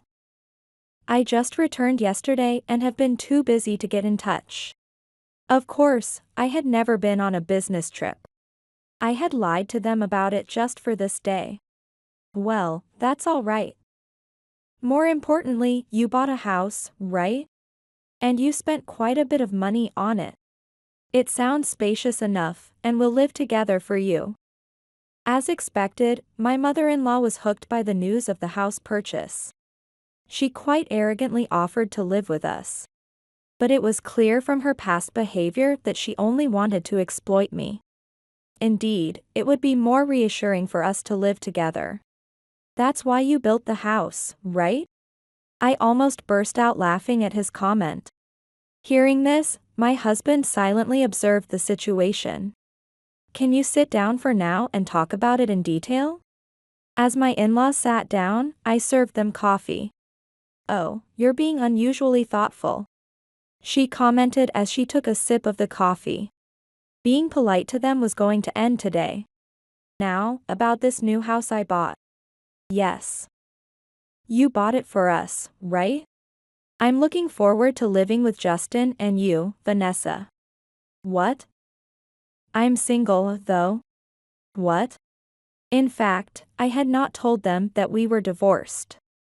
To escape my mother-in-law's unreasonable demands, I had lied about being on a long business trip. As I revealed that I was single, they shouted, turning red with anger. What do you mean you're single? Vanessa, you're married to Justin. What nonsense are you talking? Are you making fun of old people? Exactly as I said. Justin and I are divorced, so I'm single. I bought the new house in my name, so you can't live there. I have the right to decide who lives in the new house. Divorced. I didn't hear about this. I thought it was strange. suddenly going on a long business trip. You were lying. Because of you, I was embarrassed. Don't do whatever you want just because you married into this family. Take responsibility. So you betrayed not only us but also Justin. What a person. It's good that you divorced. As I firmly stated they couldn't live there, my in-laws bombarded me with complaints and sarcasm. Then, having listened to all this, my husband finally snapped. Enough. Just stop it. All you ever do is complain about Vanessa, and I've had enough. Perhaps they never expected their own son to explode like this, and they fell silent. It's because of you that we ended up divorcing. How can you say something so terrible? I was thinking of Vanessa. Thinking of Vanessa? After all the complaints and sarcastic comments, and forcing her to participate in those ridiculous tea parties, making her feel miserable like a slave. How is that thinking of her? Vanessa is not some convenient servant for you. She was my precious wife. And yet, because of you, our life together was ruined. Don't interfere with our relationship anymore. Justin. On the day I was preparing to move, the message from him had read, I'm really sorry for everything. I've decided to cut ties with my parents. I had thought he didn't really love me since he never helped me before. But hearing his true feelings now made me tear up. Since I'm an only child, I thought you would be in trouble without me. And I owe you for raising me, so I didn't say anything until now. But I've reached my limit. I'm cutting ties with you. Please don't come near Vanessa and me ever again. How could you? Is that how you treat your parents? People who hurt their son's precious wife don't deserve to call themselves parents. That's what my husband declared. Don't say such things. From now on, I'll try to build a good relationship with Vanessa, okay? I couldn't trust her words at all. After hearing what Justin has said, you still say that? Well, would you like to hear this? I opened the voice memo app on my smartphone and played a certain recording. It contained many of the snide comments she had made to me over time. There were only a few, but some were from my father-in-law as well. Hearing this, my in-laws' faces turned pale rapidly. If you try to approach us again, I will take this to a lawyer. That's right, so please leave now. By the way, I'm canceling this apartment lease. So it's pointless to come here unexpectedly anymore. With that, my in-laws walked away dejectedly. This marked the end of the long battle with them. Afterward, my husband began preparing to move and eventually moved into our new home. As for my in-laws, it seems the neighbors and relatives came to know of this incident. And they started to be scorned. I wondered how it had leaked, but it turned out to be my husband who had spread the word. To ensure that my in-laws wouldn't get carried away again. He had explained what happened to the people who attended the tea parties and set things straight. I hadn't thought that far ahead, so I almost wanted to applaud my husband for his smart play. As for me, I reconciled with my husband and we resubmitted our marriage registration at the city hall. Successfully returning to being a married couple. My plan worked exactly as I had hoped. Thanks to that, we can now live leisurely in our carefully chosen new home. It was a risky and expensive purchase. But I'm truly glad we bought it because we can live as a couple again. And then. No way. What's wrong? Look at this. What? This is. Incredibly, I was expecting a child. The future of living as a family of 3 in this house isn't far off. Though things will get tougher. I hope to use my in-laws as a negative example and strive to be good parents for our child.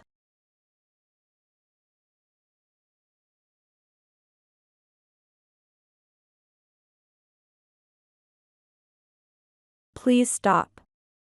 Don't come in. I said and tried to stop them.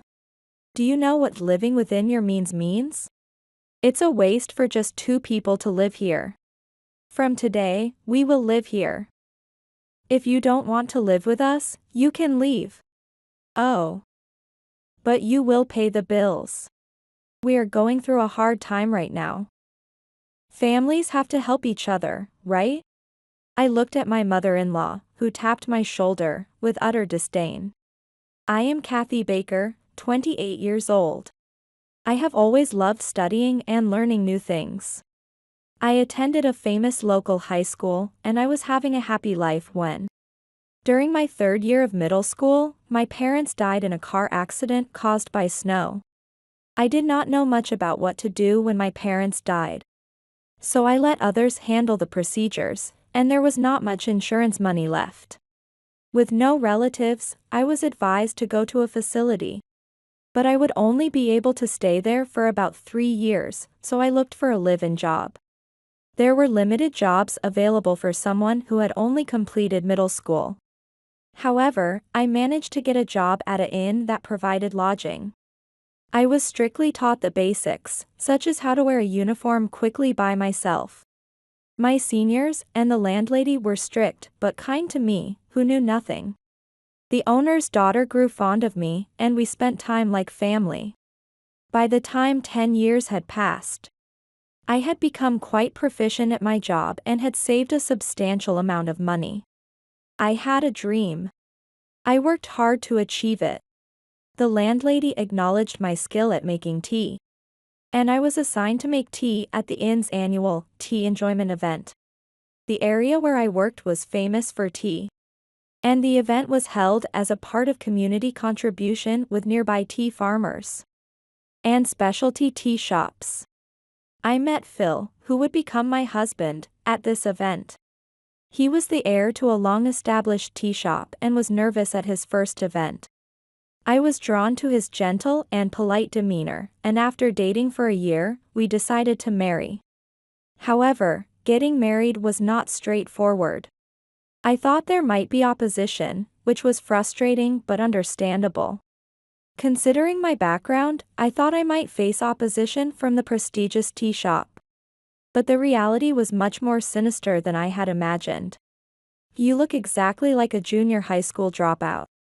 The first thing my sister-in-law said when she opened the door and saw me. I was so surprised that I dropped my bag, and my neatly lined up shoes got slightly displaced. Hey! What are you saying, sister? Phil retorted, but this was just the beginning. So, you're a junior high school dropout with no parents?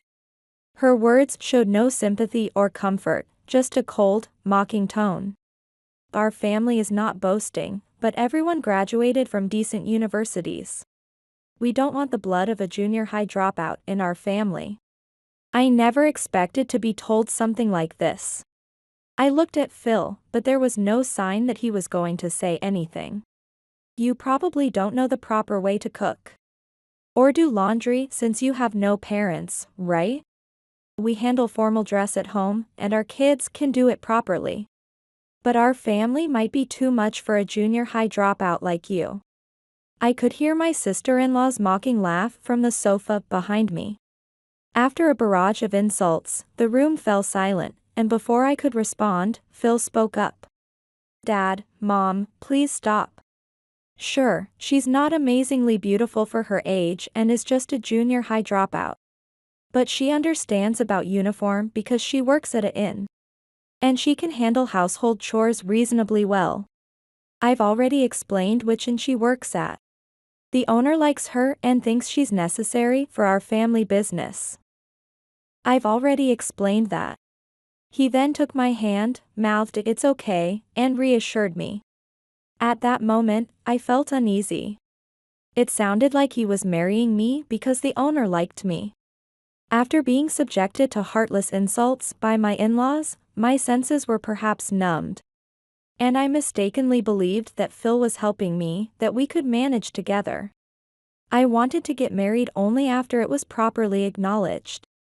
But Phil said it would be fine if the owner, who was like a parent to him, called his family. It seems his parents are weak against influential people. After the owner called, they immediately agreed to the marriage. I was shocked by how quickly they changed their minds. At that time, my best friend Amy was worried and asked me if it was really okay to get married. I know how hard you've worked. I think of you like a sister, and I want you to be happy. Amy had always been close to me, and she was the same age as my husband-to-be, Phil. The image of Phil I talked about and the Phil Amy knew didn't connect. And she was always worried about me being deceived. For a while after we got married, we lived happily together. Phil enjoyed the meals I cooked, and we thanked each other, spending warm times together.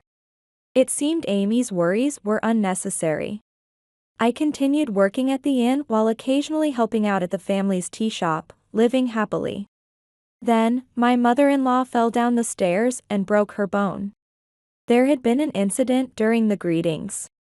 So I tried to avoid contact with my in-laws as much as possible. Since my sister-in-law was also living with them, I didn't take the situation too seriously. However, Phil suddenly said something outrageous. Mom broke her bone, right? This is a good opportunity, so I've decided we'll live together. One day, Phil suddenly told me this when he returned home from work. We had never discussed such a thing before. I'm troubled by what you're suddenly saying. I have my apartment lease renewal coming up, and even if we did live together, I have my job too. Your sister is living there as well. I could help out by visiting, but... While I was suggesting an alternative with a puzzled mind, suddenly there was a loud noise, and I tensed up. It was the sound of Phil slamming the desk. What? I'm the eldest son, you know? Do you intend to leave everything to others and do nothing? The gentle and calm Phil I knew seemed like a completely different person. And I was completely frozen. That's not, no. Isn't it though? I mean, we took you in when you were an orphan. And there was opposition to our marriage. Don't you think you should work a little and be useful? It's not just about pleasing people. But maybe you can't think that far because you're just a junior high dropout?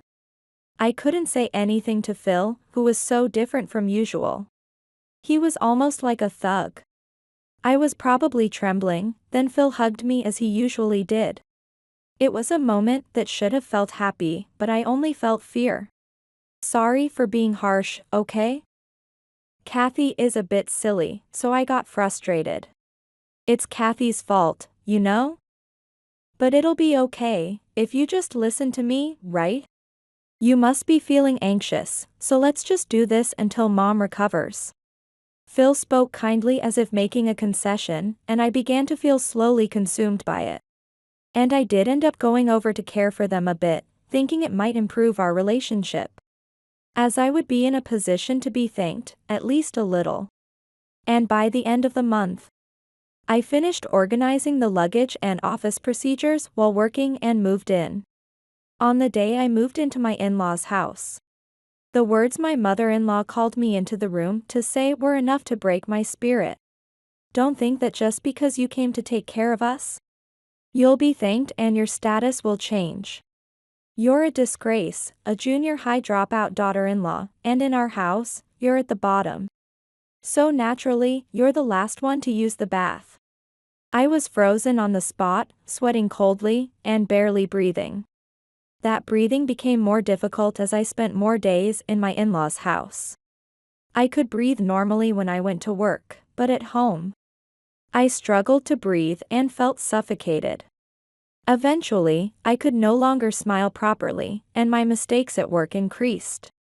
Amy was worried about me, but despite her concerns, I pushed through with the marriage and felt guilty, so I could only say I was fine. However, due to stress, sleepless nights continued, and my health deteriorated. Not wanting to be a burden, I quit my job using my mother-in-law's care as an excuse. I should have properly said goodbye, but by that time, I no longer had the energy to leave the house. And then the days of doing housework while being verbally abused began. How many times do I have to tell you? The taste is too strong. Are you trying to make us sick? You still can't cook properly, can you? I thought it was good, but maybe my taste buds just got used to it. If it had continued like that, I might have been killed, right? Kathy is lucky to be taught cooking by mom. The cleaning is always lacking somewhere. What was the point of marrying an maid then?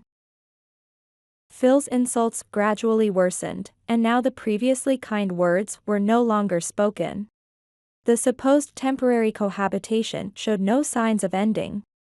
My mother-in-law was still energetically going out to her hula dance hobby today. Phil, turning into a darker and more sinister version of a simple old woman, said the house was stifling and started not coming home after going out drinking.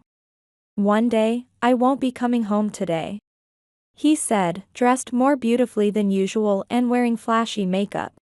His sister was soon turning 31. Lately, she had been actively looking for a marriage partner. And despite her sarcastic remarks about how my marriage was only due to her brother losing his mind, or how it was good to have a free maid, she seemed in a good mood recently. Possibly because she had met someone nice. If he's not coming home, I took the opportunity to bathe earlier than usual. Phil didn't come home, and his sister wasn't there either. The bath water was cleaner than when I usually had to be the fifth to bathe. And I was enjoying a leisurely bath. Bang! Suddenly, the bathroom door opened. And I turned around in surprise to find his sister standing there. I could instantly tell that her date today had turned into a disaster. Get out now, slowpoke. Saying that, she pulled me out of the bathtub, and, unbelievably, she left me naked outside the washroom and threw my clothes at my face. My father-in-law was also in the house. I thought it was dangerous, but it was already too late. The noise had attracted my father-in-law, who had apparently been standing behind me at some point. After looking at me as if sizing me up, my father-in-law then. What? I thought it was a good scene. But our useless daughter-in-law is just a skinny old hag with no appeal. No wonder Ken doesn't stay at home. I ran to my room overwhelmed by embarrassment, frustration, and various other emotions. Then, looking at myself in the mirror, I didn't recognize who it was for a moment. I hadn't been able to eat much recently due to being busy and stressed. I knew that, but I looked like a skeleton, with dry hair and a lifeless expression reflected in the mirror. Staring at myself in the mirror, I cried quietly for the first time since coming to my in-laws' house. I must have cried for about an hour before Phil came home. Wow, I thought you were a monster. Crying monster old hag, that's what. Saying that, he laughed as I told him what had happened. Seriously? That's hilarious. Even Dad is making fun of you. He laughed it off, unbelievably. That was the moment something snapped inside me. Why am I obeying these people? What have these years been for? Watching my husband continue to laugh, I swore in my heart that I would get my revenge. And, as if on cue, Amy called me. I hadn't been out recently, so when I tried to dress up, I realized I couldn't fit into any of my pants because I had lost too much weight. So I decided to wear a dress that Phil had given me. Amy burst into tears and hugged me the moment she saw me. I should have come to see you even if you hated it, she said, regretting and comforting me. And then Amy took me to a private room, saying she had something important to talk about. The information Amy shared was shocking, but for me, who had vowed revenge the other day, it was the moment I got the weapon I needed. I also told Amy about everything that had happened up to now, what had happened the other day, and what I wanted to do from now on. Amy was crying as she listened, and at the end, she said, "I'll help as much as needed, and there are plenty of others who can help too. We'll get your happiness back." Then she showed a face like the mischievous child she used to be. I couldn't help but laugh. The fact that I could laugh for the first time in who knows how long made me So happy that I started crying again.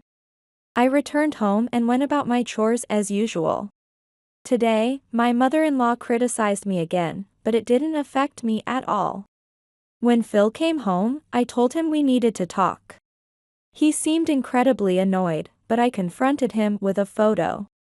He seemed shaken up but started rambling as if trying to overpower the situation. I just met someone while I was out drinking with friends and had a little fun, that's all. Besides, having a wife who's a clumsy, older, junior high dropout who can't even manage the household or keep a smile. It was tough being at home. It amazed me how easily such words could come from him, as if I was to blame for everything. So, it's my fault, then. Yes, that's right. So I had no choice but to do what I did. He seemed relieved by my words and responded that way. I see. Then let's get a divorce.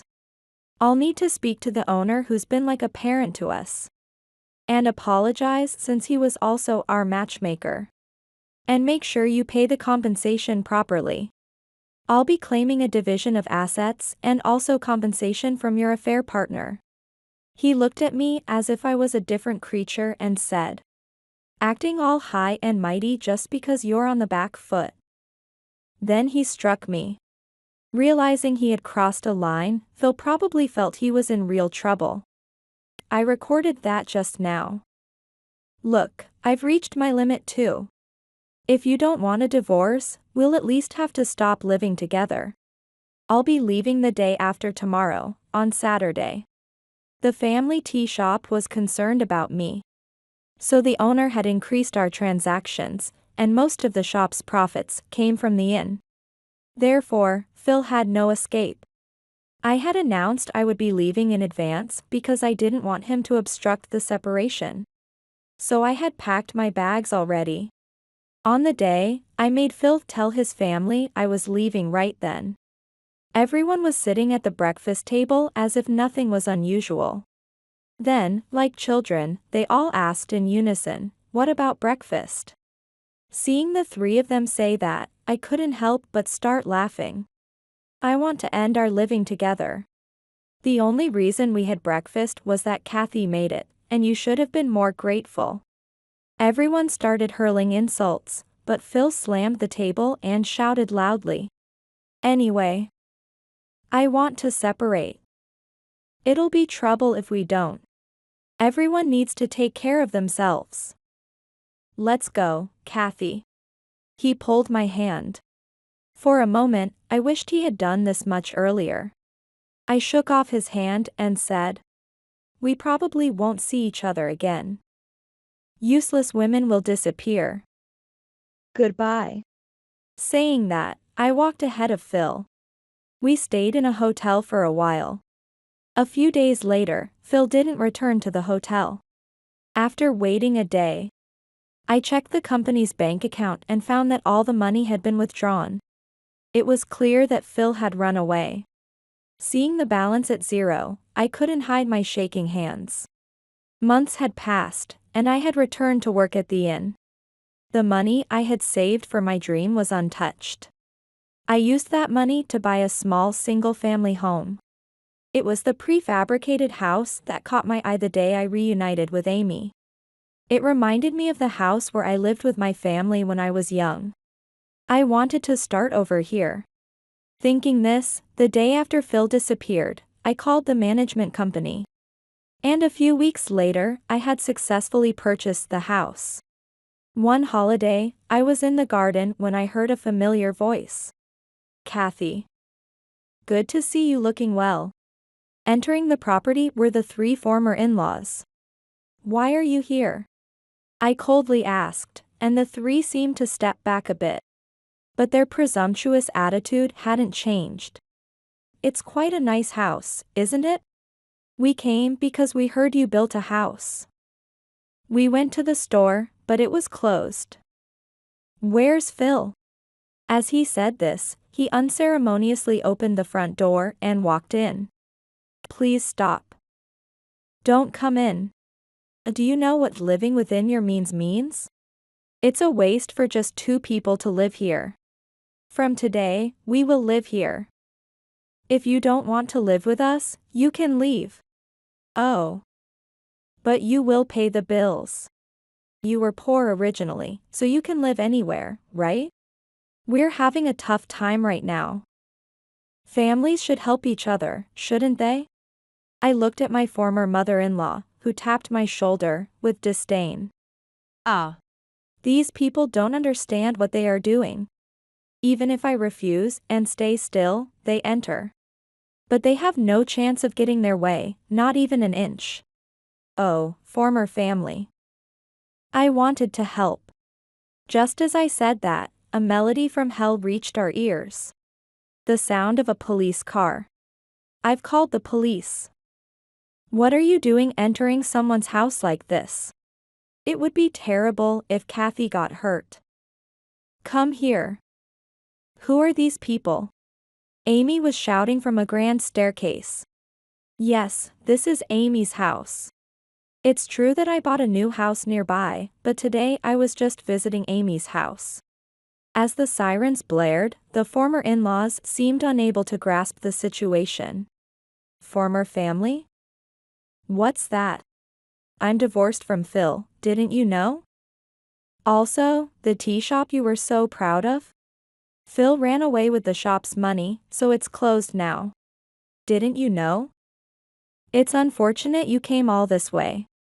Maybe too many troubles for even a college graduate to understand? Smiling at them, the former in-laws looked pale as they stared back. Amy continued her convincing act. It was quite a performance. What? Are you Kathy's ex-husband's family? You followed her all the way here? That's scary. The police rushed in just as she made a scene. Officer. This child stalker seems to have entered our house without permission. Amy was making a racket in a room with the windows wide open. Her voice, along with the sirens, drew the neighbors' attention. My in-laws lived in the neighboring town, known for its family business for generations. The area also had many acquaintances. Isn't that the son of Morgan from the tea shop? With that remark from the elderly man, everyone looked at my former father-in-law. He had a puzzled look on his face. But he and the other 2 were pushed into the police car and taken away. We might need to ask you some more questions. As the police officer said this, I watched the police car carrying the former in-law family drive away, and felt a sense of relief that it was finally over. That day, Amy and I drank until morning. We raised a toast. It almost went according to plan. I had thought that my in-law family might come someday. On the day I reunited with Amy, we made a plan. First, I wanted to leave my in-laws' house peacefully and get Phil to sign the divorce papers. I didn't want to get entangled in a messy situation any further. So, I told Phil that it would be a divorce if he didn't agree to separate from his family. And I made him write the divorce papers for the day I specified. On the day we carried out the separation, I showed Phil tearing up a fake copy. I had intentionally left a reasonable amount of money in one company account, making it obvious, and transferred the rest to my account. I said I didn't want the money, but Amy insisted I should take it.